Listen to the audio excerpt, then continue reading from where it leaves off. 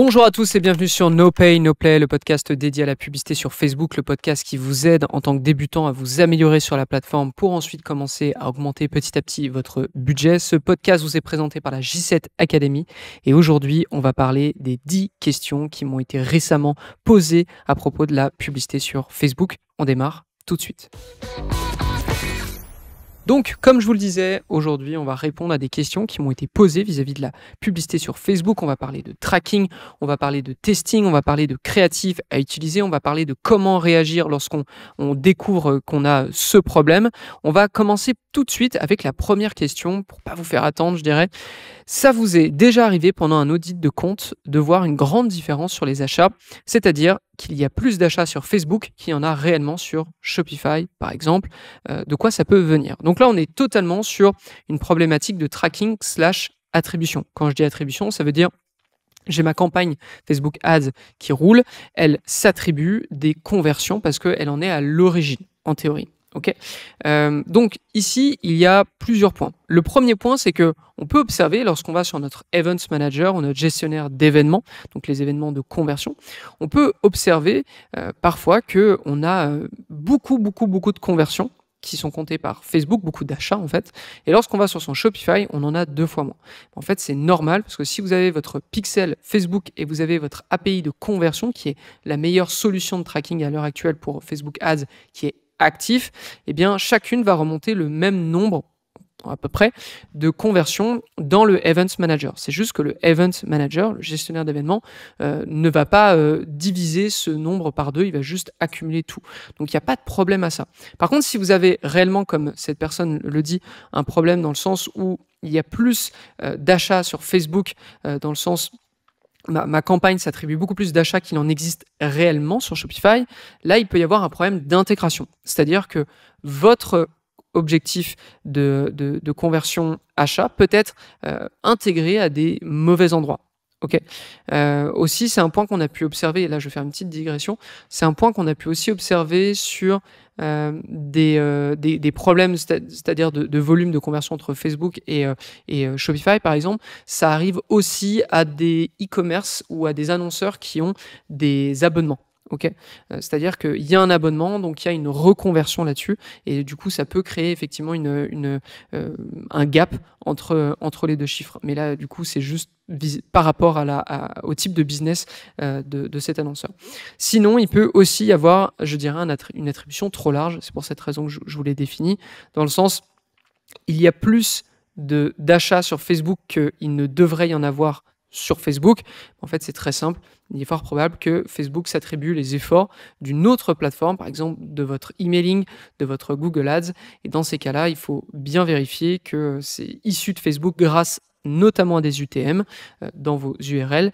Et si c'est le cas, alors que ce soit pour du Google Ads comme du Facebook Ads, mais c'est de bien mettre des UTM et mettre à la limite des attributions qui sont plus restreintes pour être certain qu'un achat, s'il vient de Facebook, il soit tagué comme Facebook et non comme autre chose, et inversement, qu'un achat de Google Ads ne soit pas tagué comme Facebook Ads. Okay. On enchaîne avec la prochaine question. Je teste des visuels dans une campagne dédiée, mais une publicité capte absolument tout le budget sans que je puisse faire quoi que ce soit. Donc, que faire? La réponse à cette question vient avec une autre question. Est-ce que votre publicité, elle fonctionne bien, celle qui capte tout le budget? Si elle fonctionne bien, vous ne faites absolument rien, du moins sur cette campagne, dans le sens où vous ne coupez pas cette publicité pour tester autre chose. Vous lancez une nouvelle campagne avec un budget qui est dédié et vous allez tester ces autres éléments. Jamais vous ne coupez ce qu'il fonctionne. Okay, je pense que je vais en faire un épisode entier bientôt sur No Pay, No Play, mais jamais couper ce qui fonctionne. Ensuite, j'ai 2 sites e-commerce. Est-ce que je devrais avoir 2 comptes publicitaires ou un seul doit suffire? À cette question me vient la réponse suivante. Tout dépend de ces 2 e-commerce. Dans le sens, si ce sont des e-commerce qui sont complètement différents en termes de marque et en termes aussi d'activité, je vous conseille fortement d'avoir des comptes publicitaires différents. Pourquoi? Parce que ce sera plus simple pour tout le monde de lire votre compte, vu que c'est pas la même marque. Par exemple, si un compte publicitaire a une marque qui est à la fois en Italie et à la fois en France, vous avez des campagnes qui sont différentes, vous avez un site qui sera peut-être différent dans le sens où il y aura le .it ou le .fr, vous avez compris l'idée. Là, ça peut avoir du sens de l'avoir dans le même compte publicitaire, ok, bien que on va très souvent passer sur un autre, mais c'est pas un problème. Par contre, si vous avez deux activités qui sont complètement différentes, même si ce sont des e-commerce, ayez des comptes publicitaires différents. Pourquoi aussi? Si vous avez un compte publicitaire qui est bloqué à cause d'un des deux e-commerce, c'est sympa d'avoir deux comptes du coup publicitaires, comme ça l'autre n'est pas impacté. On enchaîne. Quand une entreprise a plusieurs sites web, quelle est la bonne pratique pour le tracking? Est-ce qu'on prend un tracking complet, c'est-à-dire un pixel, un API de conversion pour les sites, les deux sites internet, ou est-ce que on a un site qui est un pixel et un API de conversion qui est complètement différent pour les deux sites? À nouveau, je réponds avec la même réponse qu'au-dessus. Est-ce que ce sont des business qui sont complètement différents ou est-ce que ce sont des business qui opèrent sur la même marque? Si c'est le cas, la même marque, je serais plutôt d'avis d'avoir le même tracking parce que au moins vous allez profiter de l'apprentissage d'un marché sur un autre, etc. Donc je dirais que ça permettra de mieux éduquer votre pixel et du coup Facebook Ads à trouver des utilisateurs, même si en plus de ça, vous allez commencer à tester un autre marché. Donc imaginons, je suis en Allemagne et je suis en France, si j'ai envie de tester l'Italie, soit je repars de zéro avec un nouveau pixel, parce que c'est un peu l'idée, soit je repars avec un système de tracking qui a traqué des clients sur deux pays différents. Donc il y a déjà cette habitude de traquer sur des cultures et des pays qui sont complètement différents. Donc moi je vous recommande ça. Par contre, si vos e-commerce ou si vos sites sont complètement différents, passez sur un tracking qui est différent. Pour vos taux de conversion, pour vous, un taux de conversion en baisse sur Facebook, mesuré depuis Analytics, est lié à un problème d'UX. Donc, pour ceux qui ne connaissent pas ce terme, c'est c'est l'expérience utilisateur sur un site internet. Donc, est-ce que c'est facile de cliquer? Est-ce que tout charge vite? Est-ce que c'est intuitif, etc. Donc, est-ce que c'est lié à un problème d'UX au niveau du site ou de mauvaises audiences, d'un mauvais ciblage ou bien les deux? J'arrive pas à me l'expliquer de façon pragmatique. Donc, pour répondre à cette question, on va revenir au pacto.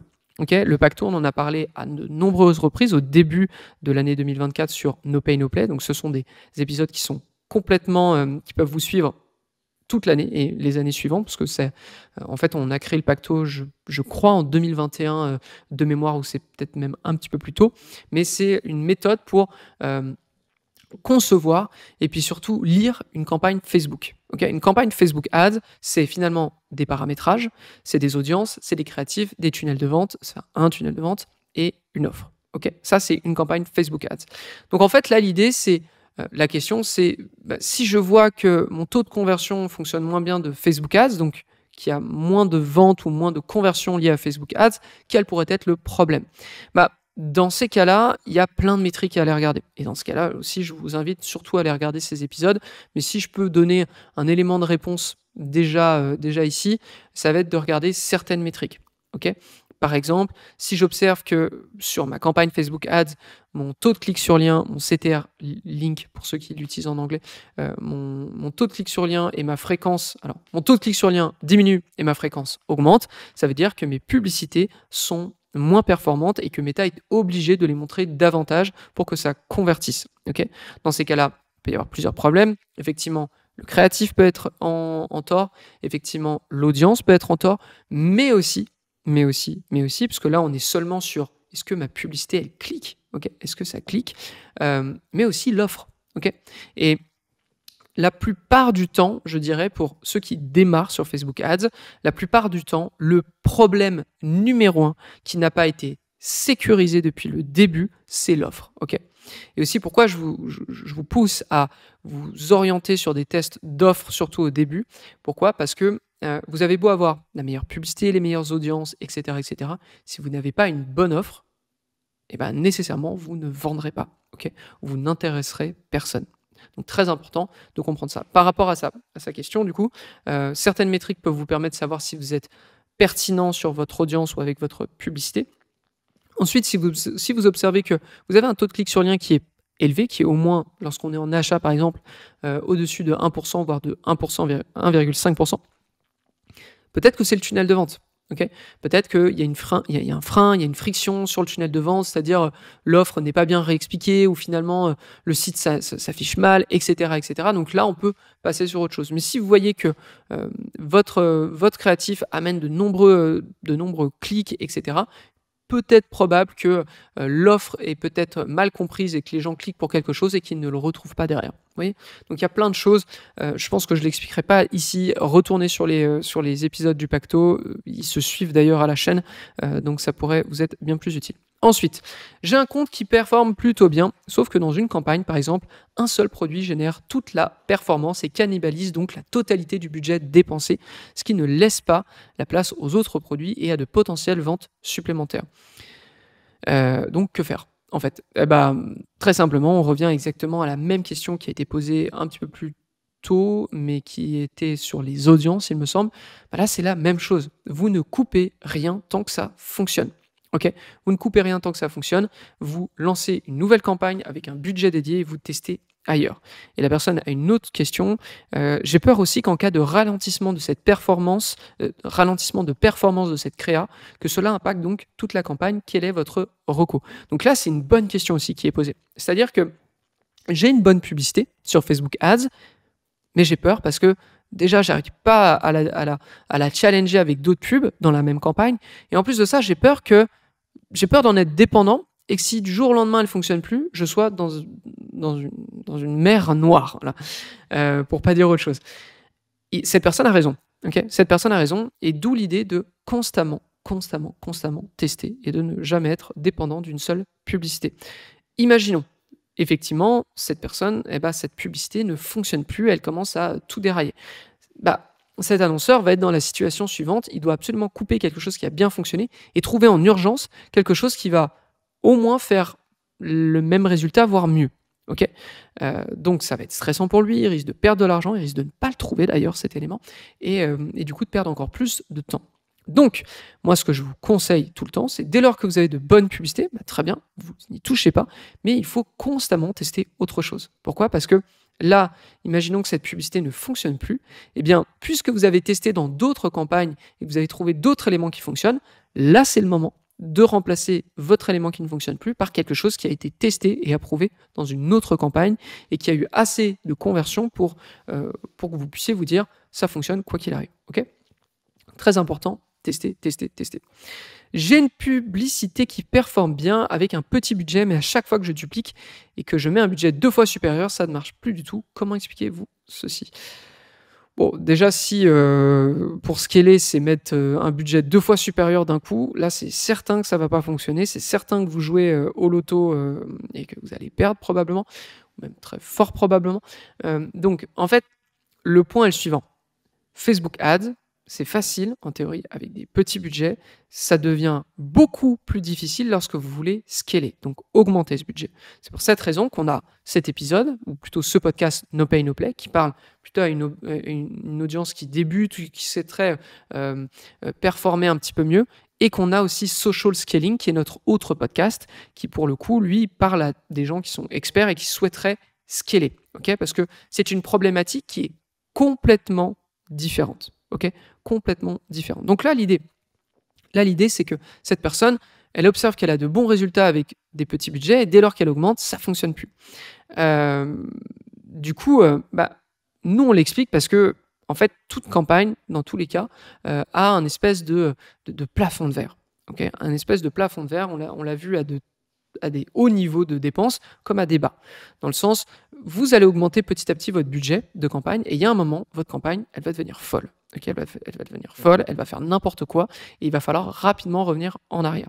Donc, l'idée, en fait, si vous voulez scaler, donc dans ce cas-là, je vous invite à l'écouter Social Scaling de manière générale, mais ça serait de tester avec d'autres campagnes. C'est peut-être la manière la plus simple de scaler pour tout le monde et la plus, je dirais, sécuritaire, c'est-à-dire lancer d'autres campagnes qui testent une déclinaison de votre meilleure publicité, par exemple, une simple déclinaison, et dès que ça fonctionne, vous le gardez. Et en fait, au fur et à mesure que vous allez tester, donc il y a des choses qui vont ne pas marcher, qui vont vous coûter un peu d'argent, mais que vous allez couper direct, et bien ces choses-là, vu qu'elles vont rester sur votre compte, petit à petit, vous allez scaler. Et ensuite, ce qui va être intéressant, je vous la fais vraiment très très courte, hein, parce qu'on a toute une méthodologie pour ça, mais ce qui va être très intéressant, c'est que lorsque vous aurez de très très bonnes publicités qui fonctionnent tout le temps depuis le départ, ça va être de créer une nouvelle campagne qui aura un plus gros budget de manière générale, et là, vous mettez que vos meilleures publicités. Okay. Donc ça, c'est une bonne façon de scaler, mais je voulais vraiment synthétiser pour que ça aille plus vite. Si ça vous intéresse de scaler, je vous conseille de passer du coup sur social scaling. On enchaîne à la prochaine question. J'ai remarqué un truc sur les audiences. Je travaille sur une audience donc de millions de personnes, okay, mais lorsque j'ajoute une exclusion, donc par exemple les visiteurs 180 jours, eh bien, j'observe que l'estimation de mon audience, donc lorsque vous êtes sur votre onglet audience dans une campagne Facebook Ads, vous avez une estimation qui est sur le côté droit de votre écran. D'ailleurs, j'y pense, mais je vous ai fait normalement tout un épisode sur comment intégrer une campagne Facebook Ads, donc vous pouvez vous y fier si vous ne connaissez pas très bien l'interface Facebook. Donc, lorsque j'ajoute une exclusion, mon estimation, elle disparaît. Okay, ça me dit que mon audience est trop petite. Pourquoi? Est-ce que je devrais m'en inquiéter? Quelles en sont les raisons? Dans ces cas-là, en fait, ce qu'il faut comprendre, c'est que Meta protège ses utilisateurs. Le point est le suivant, lorsque vous travaillez avec des tout petits segments, alors que ce soit des petits segments que vous ciblez ou des petits segments que vous voulez exclure, Meta, automatiquement, ne vous montrera plus rien. Okay, ne vous montrera plus rien.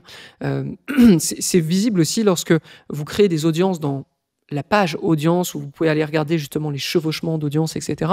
Lorsque vous avez des trop petites audiences, de dizaines de milliers de personnes, centaines de milliers, et que vous regardez les chevauchements d'audience entre, Meta vous dira c'est trop petit, on ne vous montrera rien là-dessus. Okay, donc c'est une manière de protéger un peu ses utilisateurs. Donc vis-à-vis de votre situation, si vous excluez du coup une audience de visiteurs ou de leads ou d'acheteurs dans les 180 derniers jours, ça ne fait absolument rien. Okay, c'est juste, Meta ne vous montre pas, mais vous pouvez complètement faire votre publicité. De toute façon, si votre audience est trop faible, vous verrez très vite que Meta ne dépensera aucun argent sur votre campagne et vous aurez probablement un message d'erreur qui vous dit votre audience est trop petite, vous n'aurez pas de résultat et où on ne veut pas le montrer à une aussi petite audience, donc augmentez votre audience. Voilà ce que vous avez juste à savoir. On termine avec une dernière question. Est-ce que vous avez déjà testé du retargeting en trafic ou avec un objectif comme de la portée ou de la vue de vidéo? Est-ce que ça marche? La réponse est non. On ne l'a... Je ne sais pas si on l'a testé, mais je pense pas parce qu'on sait pertinemment comment ça va terminer. Je dirais plutôt la chose suivante. L'objectif de portée, l'objectif de vue de vidéo, l'objectif de trafic, ce sont des objectifs qu'on va utiliser en acquisition. Et d'ailleurs, j'ai déjà fait à mon avis, tout un épisode, alors soit il est sorti, soit il va sortir, un épisode sur comment choisir ses objectifs de campagne Facebook Ads. À mon avis, il va sortir plus tard. Donc, si je reviens à trafic ou vue de vidéo ou portée, ce sont plutôt des objectifs qu'on va utiliser en acquisition, parce que ça coûte beaucoup moins cher en termes de diffusion, mais pour des annonceurs qui sont très très très très bien installés et qui dépensent déjà beaucoup d'argent par jour sur Facebook Ads. J'ai un exemple en tête d'un annonceur qui est un e-commerce qui dépense 80 000 $ par mois sur Facebook Ads et environ 5 à 10 000 $ sont utilisés pour du trafic ou de la vue de vidéo. Pourquoi? Eh bien parce que nous, on sait déjà quelles sont les audiences qui fonctionnent, on sait déjà quelles sont les publicités qui fonctionnent, on a des offres qui fonctionnent déjà très très bien. En fait, on est déjà installé et là, on essaye de faire grossir la machine pour moins cher. Okay, faire notamment grossir la machine du retargeting. Parce que si on envoie une audience dont on connaît les performances sur des publicités qui sont en trafic, donc ça nous coûte moins cher à diffuser en termes de CPM, etc. On va avoir beaucoup plus de monde et ce monde-là va être ensuite pris dans le retargeting qui, lui, est en achat et qui va permettre pour nous d'optimiser plutôt sur des achats. Donc, si je dois répondre simplement à cette question maintenant, on ne l'a pas testé. Je pense qu'on ne le testera pas parce qu'en retargeting, ça fait pas tant de sens pour nous, je dirais. C'est plutôt quelque chose qu'on teste en acquisition sur des gros clients. Ne testez pas ça si vous démarrez sur Facebook Ads. Surtout ne testez pas ça, vous allez juste perdre de l'argent. Voilà. Donc on arrive à la fin de cet épisode, j'espère que ça vous a plu. N'hésitez pas parce que moi j'aime bien faire ce genre d'épisode. N'hésitez pas à m'envoyer vos questions. Ok, vous pouvez m'envoyer vos questions sur la chaîne YouTube. Vous avez juste à mettre un petit commentaire sur cette vidéo, à me dire dans la prochaine vidéo, j'aimerais que tu répondes à cette question, et même des questions un petit peu plus poussées, que ça me permette moi de vous préparer des cas pour que ce soit plus intéressant pour vous. Je vous le rappelle aussi, on a la J7 Academy qui est notre écosystème pour acheteurs médias sur Facebook Ads, des gens qui ont envie de devenir meilleurs, des gens qui sont débutants ou des gens qui sont professionnels, qui sont experts, que ce soit des annonceurs, des e-commerce, des agences, des freelances, etc. Si vous voulez devenir meilleur sur Facebook Ads, allez vous intéresser à la J7 Academy, j7academy.com, ou dans les notes de l'émission. On vous donne des centaines d'heures de cours, des workshops tous les mois, un espace Slack pour qu'on puisse échanger entre nous tous les jours de la semaine à vos propres questions sur Facebook Ads. Et puis comme d'habitude aussi, abonnez-vous sur No Pay No Play, mettez-nous un petit commentaire, mettez-nous un petit pouce bleu, ça ne vous coûte absolument rien, c'est hyper rapide et moi ça m'aide évidemment à faire connaître mon travail à une plus grande audience. Voilà, donc on arrive à la fin de cet épisode, j'espère que ça vous a plu, et quant à moi, je vous donne rendez-vous au prochain No Pay No Play. À très vite.